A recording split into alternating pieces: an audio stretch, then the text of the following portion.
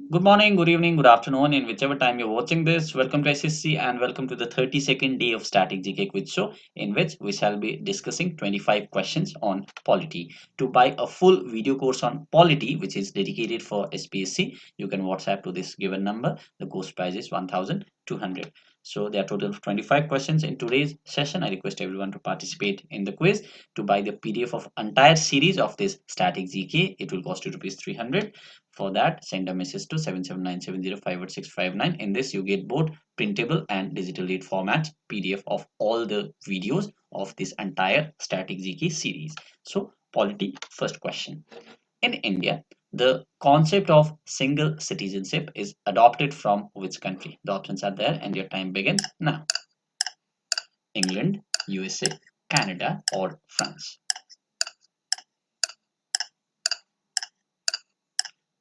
The correct answer to this question is England. Okay, the Indian Constitution has borrowed features like parliamentary form of government, introduction of speaker and his role, the concept of single citizenship, the rule of law, the procedure of lawmaking, etc. from England. Okay, so England is the correct answer. Single citizenship is adopted from England. A federal structure for India, the second question, was first put forwarded by which of the given acts? The options are there. Federal structure for India.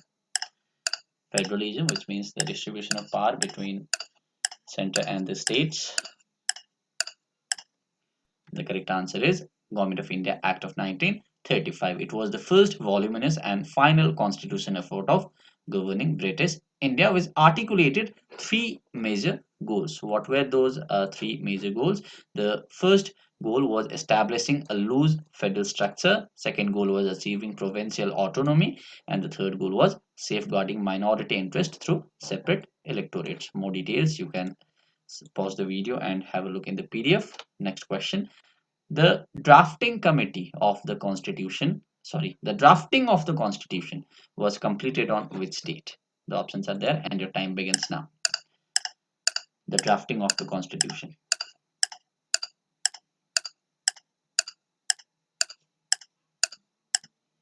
It was completed on 26th of November 1949, 2 days before 26th January 1950, which is the day when the Constitution was implemented, which we celebrate today as Republic Day. But on 26th November 1949, the drafting of this Constitution was completed. Let's see it in quite detail.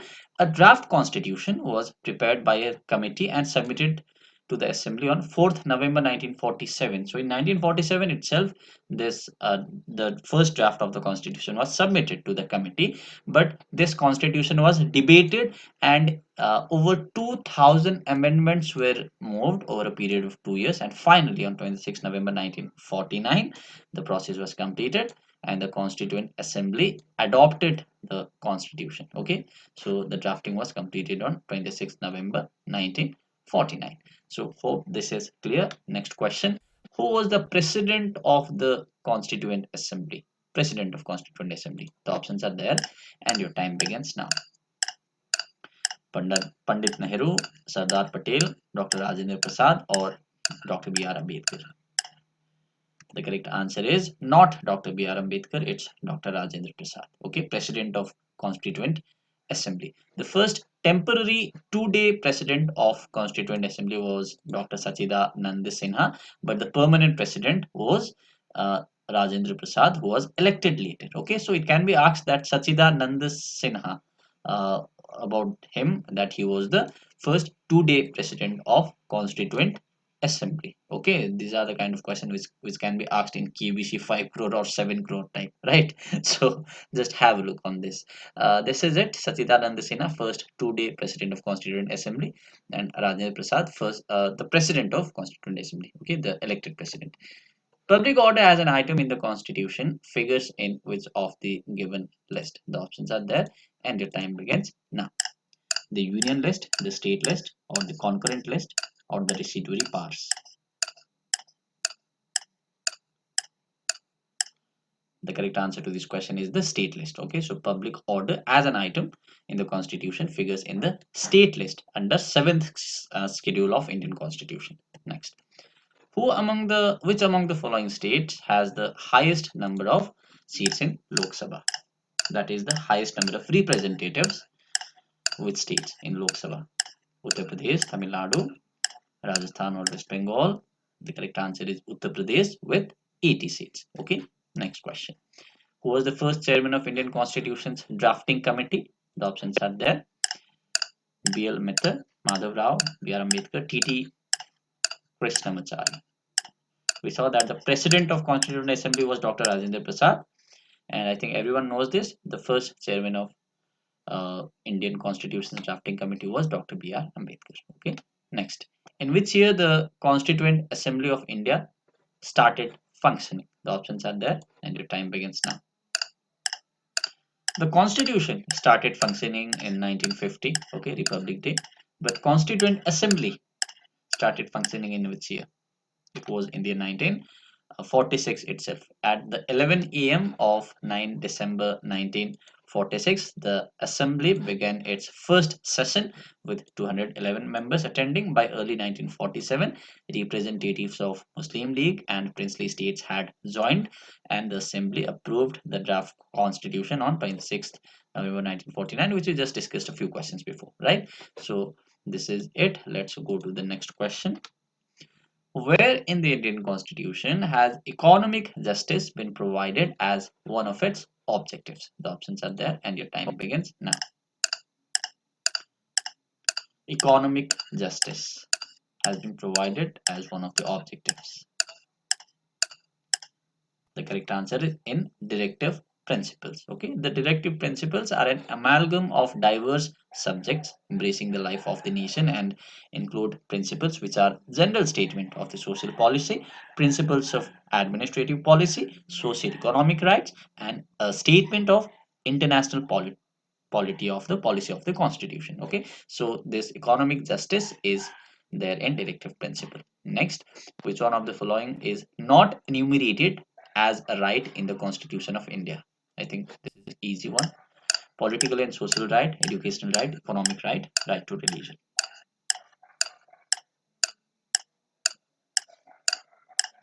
The correct answer to this question is economic right. Okay, economic right. The mention of economic right is there in the directive principles of state policy, but then it is not enumerated as a right in Constitution of India. All other rights, that is political and social rights, educational rights, and right to religion, are there, right? Next question. In which schedule of Indian Constitution power of panchayats are stated? The options are there, and your time begins now. This we had discussed so many times, I think you should know it. You know, there are 12 schedules in the Indian Constitution, tiers of old PM. Okay, the mnemonic to remember all these 12 schedules, and the correct answer is 11th schedule. Okay, so at the tiers of old PM mnemonic, the last one, that is PM. Okay, PM, M is 12th one, P is 11th one, and P for panchayat, so 11th schedule is panchayat. Okay, if you have not seen the video in which I have discussed about schedules, please see it. Okay, it's available on this channel only. To how to remember all these 12 schedules, I've made a video on that. Next question. The directive principle of state policy was adopted from which constitution? The options are there. British Constitution, Swiss Constitution, US Constitution, or the Irish Constitution. The correct answer is it's adopted from Irish Constitution. Okay, the directive principle of state policy. More details on the screen as well as on PDF. Which of the following is the guardian of fundamental rights? I think everybody know this. Guardian of fundamental rights. Legislature, executive, political parties, or judiciary?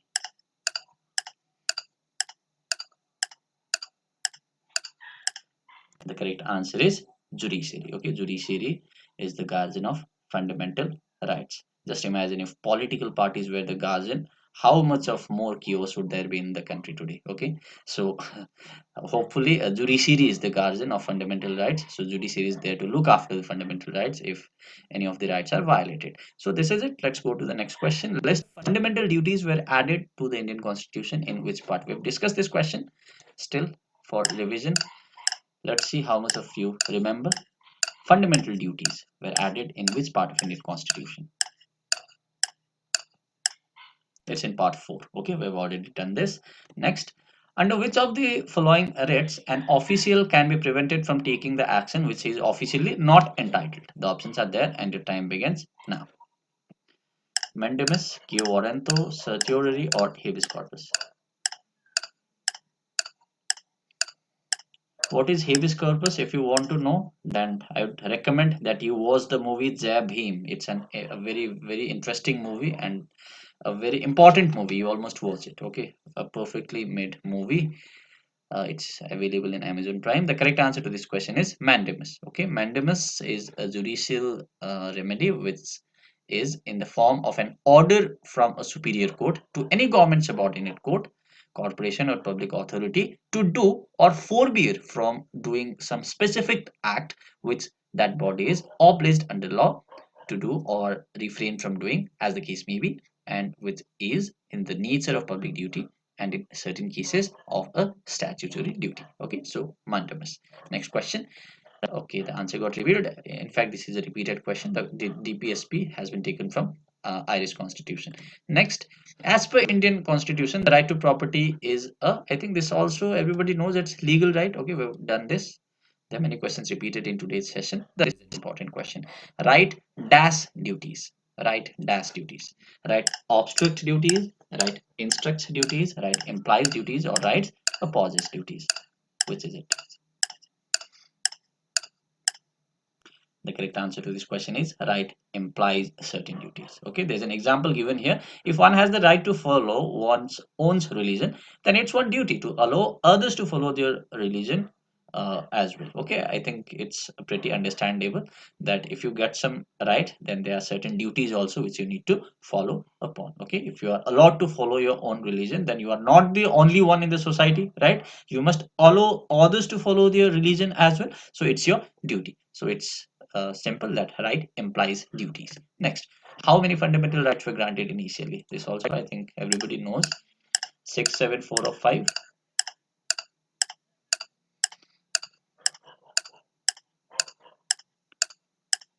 So initially 7 fundamental rights were granted, but through the 44th Amendment Act of Indian Constitution, the right to property, which was the 7th right, ceased to be fundamental rights. Okay, we have discussed this. Next, how liberty can be limited? The options are there and your time begins. By rule, by law, by authority, or by equality.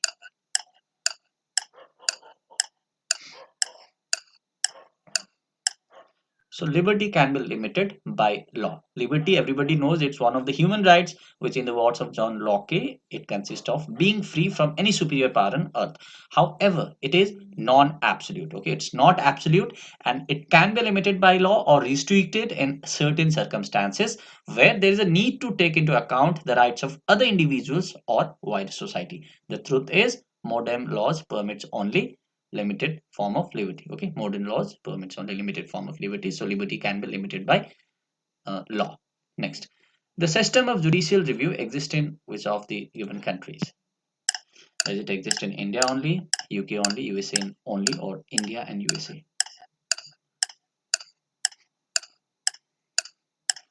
So it exists in India and USA. Okay, next, when was 0R introduced in the parliamentary affairs in India? The options are there and your time begins. In which year was the 0R introduced? First of all, you should know what 0R is.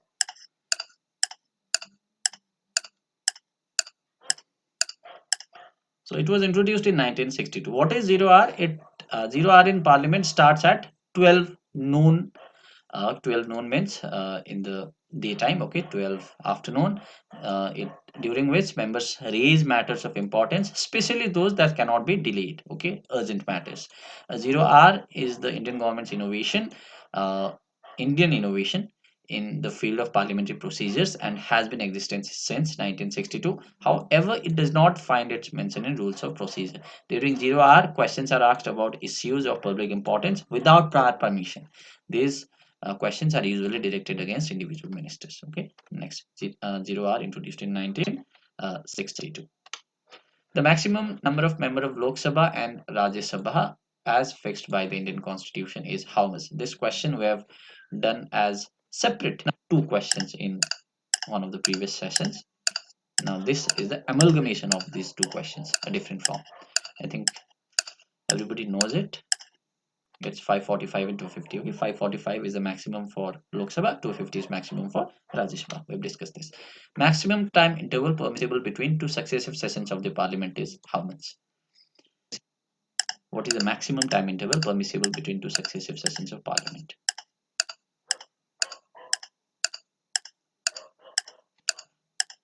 The correct answer is 6 months. Okay, so the period during which the House meets to conduct its business is called a session, and the Constitution empowers the President to summon its House. First of all, you should know that President summons the both the houses. Okay, and at such interval, there should not be more than 6 months gap between the two sessions, and the Parliament must meet at least twice a year. Okay, there are 12 months in a year, so if Parliament is meeting for not more than 6 months, that then minimum two sessions they must meet. Okay, both houses. So this is it. Second last question. In case the president wishes to resign, okay, the answer got revealed. I think everybody knows this. President resigns to vice president. Okay, as mentioned by Article 56 of the Indian Constitution. Next, the last one.